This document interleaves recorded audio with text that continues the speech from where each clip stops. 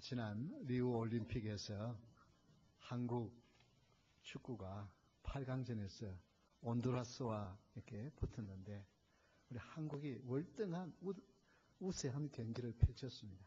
전반전에 슈팅도 많이 때리고 뭐 그냥 볼 점유율도 훨씬 높고 굉장히 그래서 다 이길 줄 알았어요. 그런데 마지막 후반전에 딱 역습 딱 한 번 당했는데 한 골 들어가. 그래서 1대0으로 진 거예요.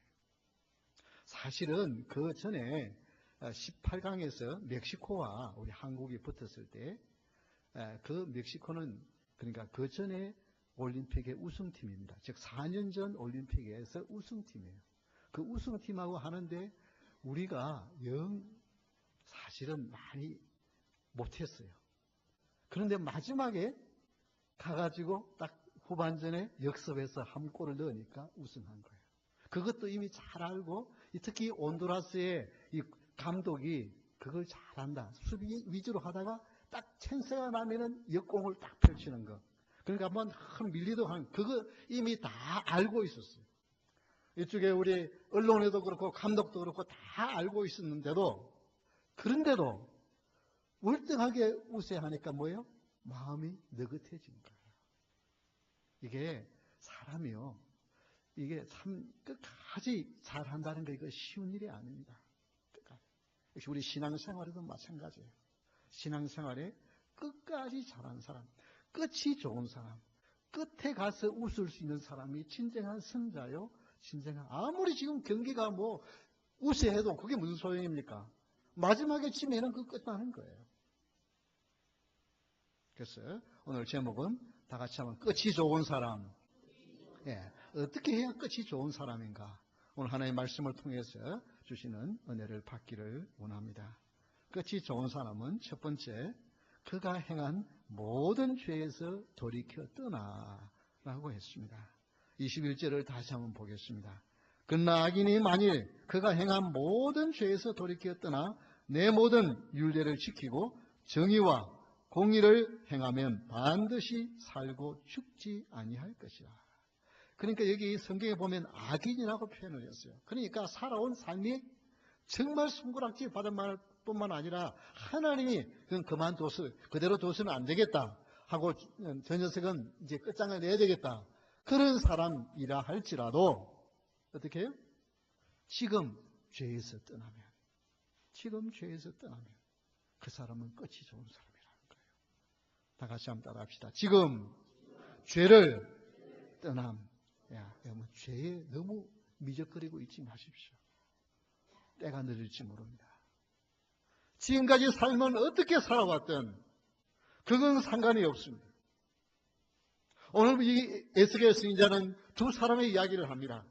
동네 사람이 저 사람은 죽일 놈이라고 그냥 손가락질하는 그런 온갖 못된 짓을 다 골라서 하는 사람이에요.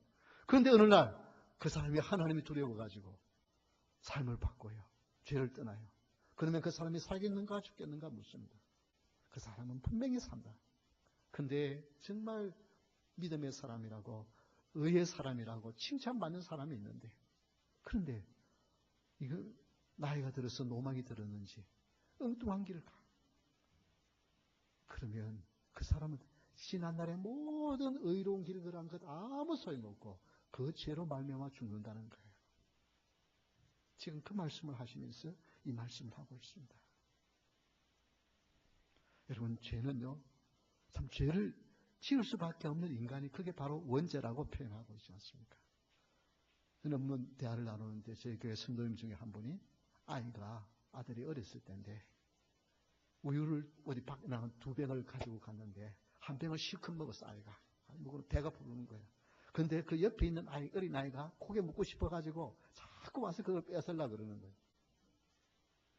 그러니까 어떻게 하느냐 하면은 그 우유병을 뚜껑을 열어가지고 그걸 땅에 쏟아버려요. 왜냐하면 자기는 배가 부르니까 먹을 수가 없고 주기는 싫고. 여러분 어린 아이들이요 잠자는 것도 귀엽잖아요. 밥 먹는 것도 귀엽고요. 참 그 귀엽고요. 그런 아이가 부모가 가르쳐 줬겠어요? 너가 못 먹으면 아까우니까 다른 사람 주기는 아까우니까 땅에 쏟아버리라. 그렇게 가르쳐 줬어요? 전혀 아닙니다. 그 부모가 그걸 보고 너무 기절해가지고 이 녀석은 커당 놔둬서는 안 되겠다 하고 굉장히 호되게 아주 그냥 엄하게 키웠다 그러더라고요. 그래도 그게 인간이에요. 여러분 가만히 있으면 선한 것 좋은 일만 할 것 같죠. 천만의 말씀이에요. 틈만 있으면 못된 짓 하려고 하는 것이 인간이에요. 그래서 여러분 하나님의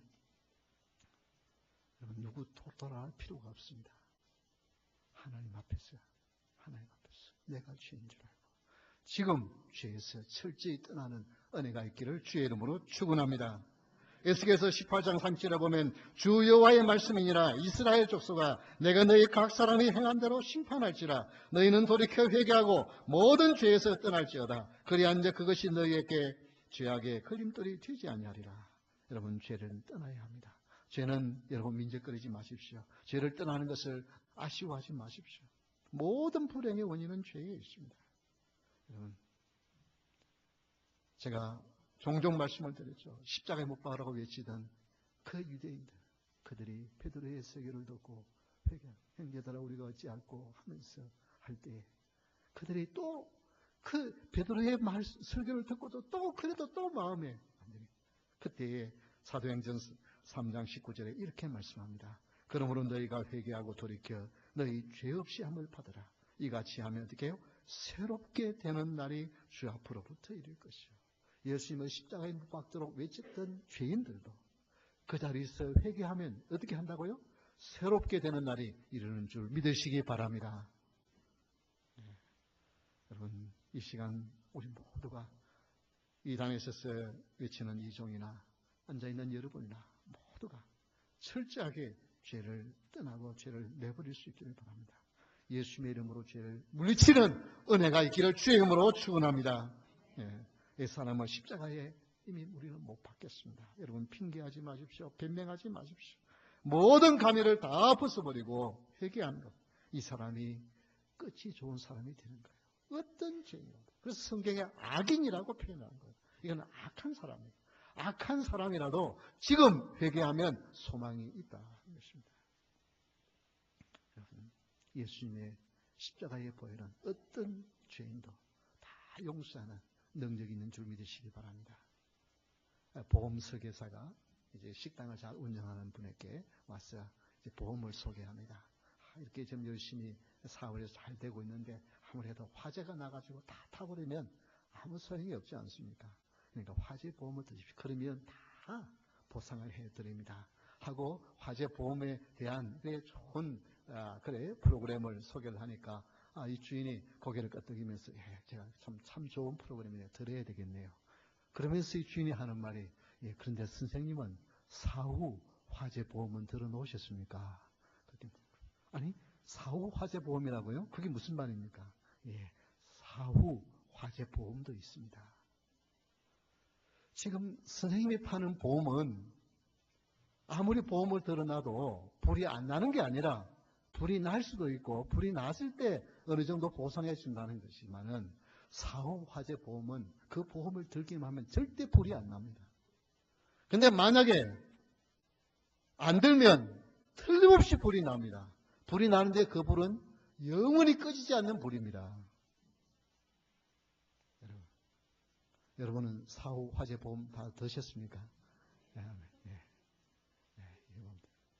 예수 그리스도를 믿음으로 말미암아 어떤 죄라도 여러분요 다 멋있는 사람처럼 보이지만요 심성이 뭐라고요? 우리는 원죄예요. 원죄. 죄 가운데 태어난 인생이에요. 예수님을 안 바라보면 밥 먹고 생각하는 것이 나쁜 짓 하려고 하는 것, 틈만 있으면 고짓 하려고 하는 것이 인간이에요. 예수 그리스도의 십자가의 보혈이 아니면 소망이 없는 인생. 그 예수님으로 말미암아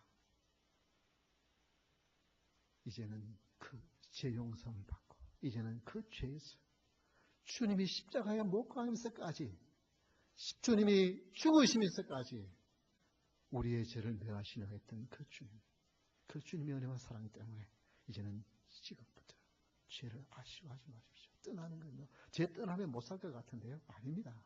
모든 불행의 원인이 거기 있는데 거기 떠나면 행복이 있는 줄 믿고 과감하게 벗어버릴 수 있는 은혜와 능력이 여러분에 있기를 주의 이름으로 축원합니다. 예. 끝이 좋은 사람은 지금 죄를 떠납니다. 미루는 것이 아닙니다. 두 번째, 끝이 좋은 사람은 그가 행한 공의로 살리라. 예. 22절입니다. 그가 범죄한 것이 하나도 기억함이 되지 아니하리니 그가 행한 공의로 살리라. 이건 다 같이 한번 따라합시다. 삶의 변화, 예. 삶의 변화가 있어야 합니다. 지금 이 시간 회개할 뿐만 아니라 이제 회개한 사람은 그 삶에 달라져야 되는 거예요. 변화가 있어야 되는 거예요. 여러분, 그 범죄한 것이 하나도 기억함이 되지 아니하리니 그가 행한 공의로 살리라. 이 공의라고 하는 말이 상당히 무슨 어려운 말이 되어 있지만은 사실 그 21절에도 보면 정의와 공의, 우리 성경에 그렇게 되어 있지만은 옛날 성경 번역에 보면은 그렇게 돼요. 법과 의, 아주 그것이 오히려 더 이해하기 쉬운 번역입니다. 그러니까 우리 그리스도인들이 행해야 할 두 가지가 있는데, 그게 뭐냐면, 첫째는 뭐예요? 법을 세상의 법이고 하나님의 법, 하지 말라고 하는 것을 안 하는 것. 그게 뭐예요? 성도가 하는 공의입니다. 공의. 그것이 뭐예요? 우리 성경에는 정의로 번역해 놓았습니다만은, 이게 justice, 법을 안 어기고 하나님의 명령을 어기지 않고 살아가는 것. 그 중요합니다. 그것은 무엇입니까? 바로 하나님의 십계명이 잘 나와 있지 않습니까?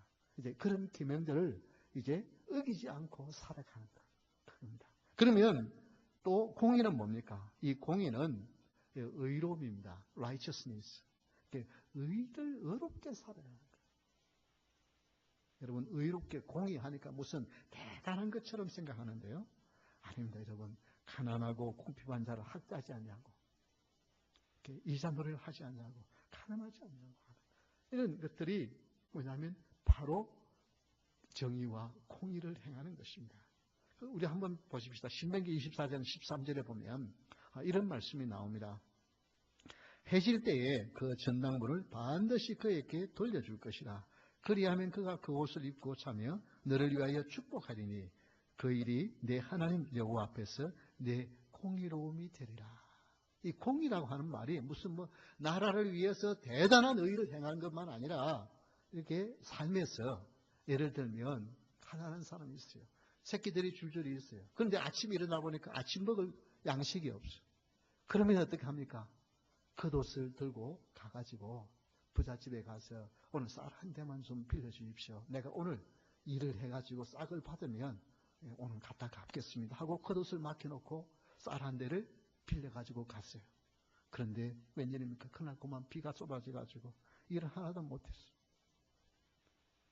그럼 저녁 때가 되었는데, 그럼 이제 쌀을 가지고 가서 해야 되는데 가져갈 쌀이 없는 거예요.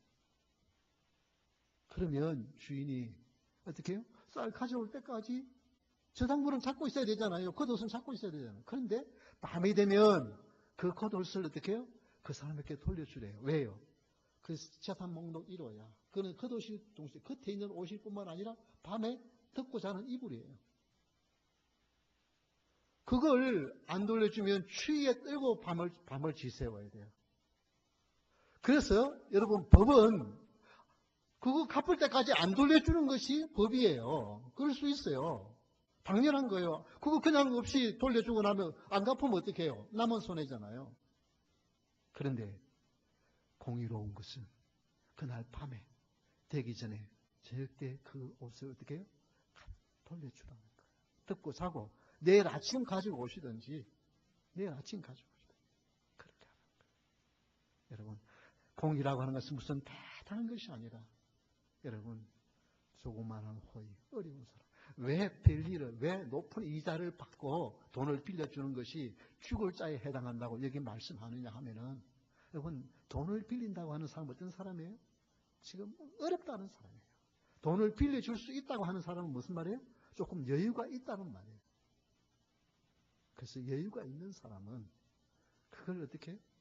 이자를 고리대금 받아서 그렇게 빌려주지 말라는 거예요. 여러분, 그건 무슨 말이냐면 옛날에 예수님을 안 믿는 경주의 채부자도 그 재산을 사는데 흉년 때는 절대 논밭을 사지 않는다. 흉년이 되어서 못 먹고 살아야니까, 먹고 살 게 없으니까 싸게 팔 수밖에 없어요. 그러면 의식은 하고 싼 거 쌀 때 사야 되잖아요. 그런데 흉년 때는 절대 논밭을 사질 않았어요. 그러니까 몇백 년 그 집안의 부자가 대를 이어가는 거예요. 여러분, 공이라고 하는 것은 무슨 대단하게 무슨 크게 생각하지 마십시오. 크게 생각하지 마십시오. 당연히 법적으로는 안 할 수 있는 거지만은, 거절할 수 있는 거지만은, 그러나 의로운 것은 이렇게 하는 거예요. 작은 사랑을 베푸는 것을 성경은 공이라고 말을 합니다. 공의는 예수님을 믿은 후에 용서받을 수 없는 죄를 용서하신 그 예수님의 사랑 때문에 내가 베풀 수 있는 한 작은 사랑이라도 베푸는 것이 공의인 줄 믿으시기 바랍니다. 너무나도 우리는 내 유익, 내 것 잘 챙깁니다. 내 자존심 세우기 위하여 정말 못할 짓이 없어요. 그러나 아닙니다. 우리는 주님의 그 사랑 때문에 선을 베푸는 것, 의로운 것을 행하는 것, 그것이 성도의 변화된 삶의 모습입니다. 이 사람에게는 끝이 좋은 사람이라는 거예요. 지금까지 어떤 욕을 얻어먹었던 상관없습니다. 지금 이 시간 예수님의 은혜로 나의 삶을 변화시켰어요. 지금까지 살아왔던 삶을 다르게 사는 것, 이것이 성도인 것입니다. 요한복음 7장 24절에 보면 외모로 판단하지 말고 공의롭게 판단하라 라고 말씀하십니다. 우리는 너무나도 겉으로 보고 외모로 판단을 합니다. 그러나 우리 주님은 그렇게 판단하지 말라고 그럽니다. 그 말은 뭐냐면 여기 공의롭게 판단하는 말은 올바르게 판단하라 이 말입니다. 여러분, 미국에 회사에 입사할 때 가장 중요한 것이 뭐겠습니까? 여러분, 실력이 아니라 레퍼런스입니다. 즉 이 회사에 지금 내가 지원하는 사람을 보증할 수, 이 사람은 이런 사람입니다. 이 사람은 정말 괜찮은 사람입니다. 우리 회사에 꼭 필요한 사람이다 하고 누가 레퍼런스 하나 쓰면 그 영향이 절대적입니다. 실력이 좀 없어도 실력은 회사 들어와서 배우면 되는 거고, 회사에 배우면 되는 거고, 얼마나 이 사람이 추천서가, 레퍼런스가 좋은가가 중요해요. 미국에서. 근데 한국에서는 어떻게 해요? 그게 굉장히 중요하죠. 연줄이 굉장히 중요한데 그걸 어떻게 해요? 밖으로 드러내놓고 못하잖아요. 그렇잖아요? 그런데 이게 지금 뭐냐 하면, 그렇잖아요. 특히 미국에서는 이게 워낙 넓은 나라니까 저 사람이 누군지 몰라. 한국에는 그래도 한두 사람만 건너면 다 알 수 있는 사람들이니까 그게 뭐 이렇게 쉽습니다. 그러니까 레퍼런스가 굉장히 중요할 수밖에 없어요. 왜? 실력만 믿고 데려왔는데 회사 들어먹을 수 있잖아요. 그 때문에 굉장히 레퍼런스가 중요한. 그런데 자칫 잘못하면 뭐예요? 팔이 안으로 굽는다고 진짜 실력 있고 회사를 위한 사람을 쓰지 못하고 내 사람을 써서 갈 수가 있다.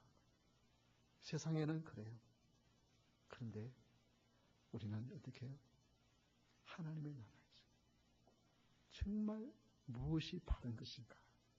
내가 좀 손해를 보아도, 내가 무엇을 창피를 당해도 올바른 길을 가려고. 법에는 얼마든지 할 수 있는 일이에요. 그러나 법을 주장하는 것이 아니라 내가 변화된 그리스도인으로서 어떻게 할 것인가? 이것을 생각하는 것이 바로 끝이 좋은 사람의 길을 가는 것입니다. 한국 초대교회에 흥미진진한 이야기들이 많이 있죠. 그 중에 연동교회, 지금까지 그 교회가 있지 않습니까? 연동교회 초대 장로님, 고찬익 장로님의 일화입니다. 이분은 노름꾼이요, 술주정뱅이요, 사기꾼이었습니다. 그래서 한 번은 강가에 끌려갑니다. 사기치고 돈도 안 갚고 이래가지고. 그래서 얼마나 매를 맞았는지 이 충격으로 실어증이 돼서 벙어리가 되어버렸죠. 그런데 하루는 지나가는데 이 연동교회 담임 목사님이신 게일 선교사님이 전도지를 하나 줍니다. 그것은 야곱을 일대기를 가지고 이렇게 만든 전도지인데 그 제목이 내 이름이 무엇이냐. 내 이름이 무엇이냐고 하는 그 전도지를 받았는데 뭐 이거 무슨 이상한 거니까 한번 읽어보고 그러는데 근데 그날 밤에 잠을 자는데 꿈을 꾸는데 계속해서 내 이름이 무엇이냐, 내 이름이 무엇이냐 이 막 소리가 들리는 거예요. 그래가지고 이분이 꿈에 자다가 놀래가지고 이제 무릎을 꿇고는 예, 저는 석은 고갈이고 술망난입니다. 술주중입니다. 그러면서 고백을 합니다. 그런데 그때 흰 옷을 입은 분이 나타났어요. 이제 너는 내 아들이다. 그 말을 듣는 이분이 너무너무 충격을 받고 그 다음날 일어나가지고 이 게일 선사님을 찾았어요. 그리고 그 게일 선사님이 그에게 복음을 전해요. 그래서 예수님을 구주로 영접해요. 그리고 자기가 지나온 삶이 너무 부끄럽고 한탄스러웠어요. 그때부터 전도를 하는데 신발을 자기가 직접 만들어가지고 신발을 하나씩 드리면서 예수님을 믿으라고.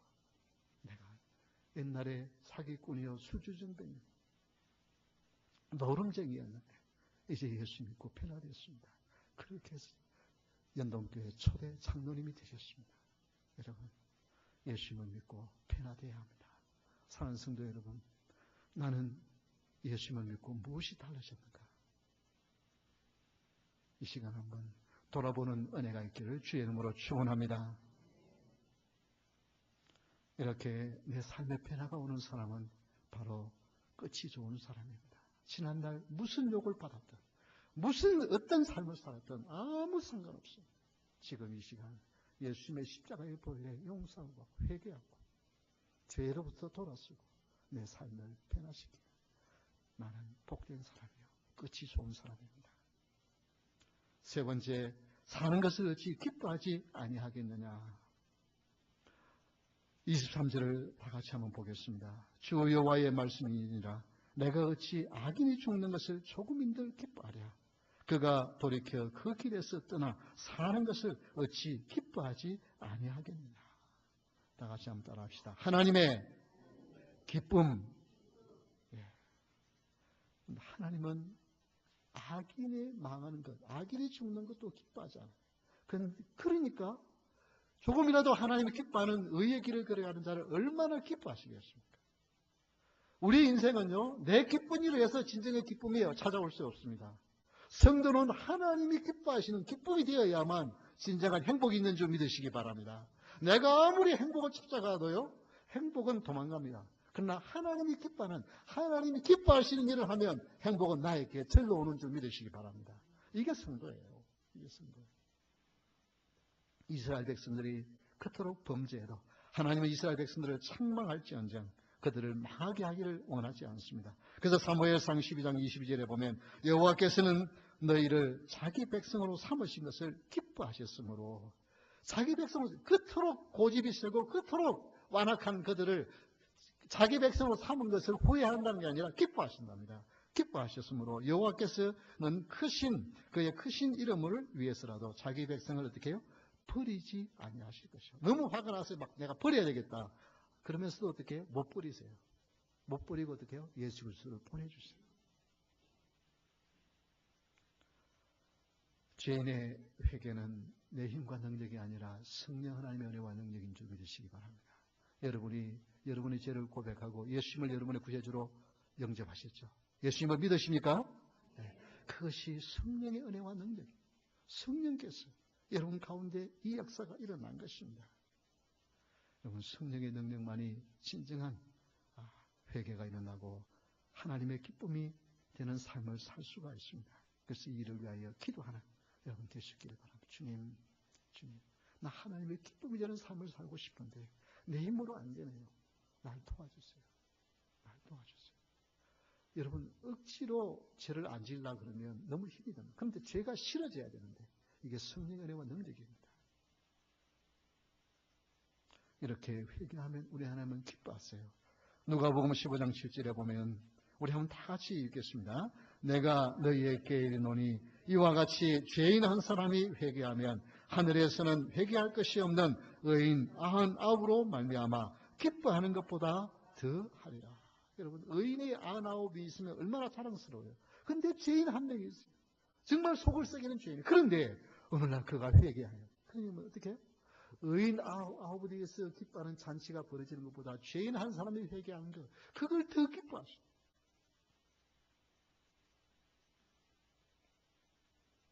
그래서 여러분 우리는 하나님의 기쁨에 기뻐하는 삶을 살도록 해야만 합니다. 이것이 축복받는 비결입니다.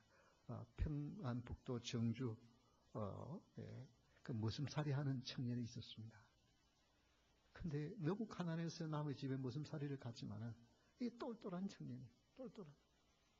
그래서 뭐 주인이 뭘 시키기도 전에 아침 일찍 일어나서 마당을 쓸고 그냥 일을 찾아서 하고 주인이 안방에 있는 요강을 갖다가 다 비우고 그 다음에 깨끗이 씻어서 햇빛에 말렸다가 또 때가 되면 갖다 놓고 뭐 시키지 않은 일도 그렇게 너무 열심히 이렇게 하니까 이 주인이 이 청년을 그냥 머슴으로 데리고 있기에 너무 아까운 거예요. 그래서 학교를 보냅니다. 그래서 평양 숭실학교에 들어갑니다. 이 머슴이 그냥 공부를 시키기가 너무 고마워가지고 얼마나 열심히 공부를 잘했어요. 메이지대학교 법학과에 들어갑니다. 그 법학과를 나와요. 그리고 고향에 옵니다. 바로 오산 학교 교사가 되어지고 나중에 교장이 되어지고 바로 평양 삼진행교회 장로님이 되십니다. 조만식 장로님이에요. 조만식. 근데 이분이 한 분은 강연을 하니까 그 옛날 머슴이었던 걸 아니까 질문을 합니다. 어떻게 머슴이 공부를 하고 어떻게 대학을 가고 어떻게 이렇게 교장이 되었습니까? 그렇게 말하니까 웃으면서 하는 말이 주인의 요강을 성실하게 잘 닦으면 됩니다. 그 말은 무슨 말이에요? 지금 질문하는 사람은 한번 꼬집는 거 아니에요. 뭐 옛날 머슴 주제 옛날 그런 사람이 뭐 지금 잘났다고 떠드냐 그러니까 그거 숨기려고 하는 게 아니라 그래 맞습니다. 나는 요강 씻고 요강 닦던 사람입니다. 주인의 마음에 드니까 사람이 바뀌잖아요. 머슴이 바뀌었어요. 학교 교장이 되어지고요. 독립운동가가 됐잖아요. 여러분, 사람의 마음에 들어도 인생이 이렇게 바뀐데 우리 하나님의 기쁨이 되었어요. 하나님의 마음에 들면 무엇이 두렵겠습니까? 무엇이 문제가 되겠습니까? 우리 하나님이 복을 주시면 누가 맡겠습니까? 여러분, 하나님의 기쁨이 되는 삶을 살아요. 사람은요, 얼마든지 말을 해서 사람 눈앞에서는 얼마든지 할 수 있어요. 그런데 하나님의 눈은 속일 수가 없잖아요. 하나님 앞에 살아가는 여러분 될 수 있기를 주의 이름으로 축원합니다. 하나님이 기뻐하는 자, 내가 그 자에게 복을 줘야 되겠다. 이 축복을 받아요. 지금까지 살면 아무 상관없습니다. 너무 늦었다고 생각하지 마십시오. 내가 지난 세월 다 보내고 이제 와서야 이런 생각한다고 착각하지 마십시오. 아닙니다. 지금이 가장 좋은 때요. 지금이 가장 적게요. 지금이 축복받을 때요. 지금이 여러분의 인생을 바꿀 수 있는 축복의 기회입니다. 이 시간 하나님이 기뻐하시는 삶을 살겠습니다. 여러분 다 결단할 수 있기를 바랍니다. 우리 이런 마음을 가지고 다 같이 해서 우리 찬양하겠습니다.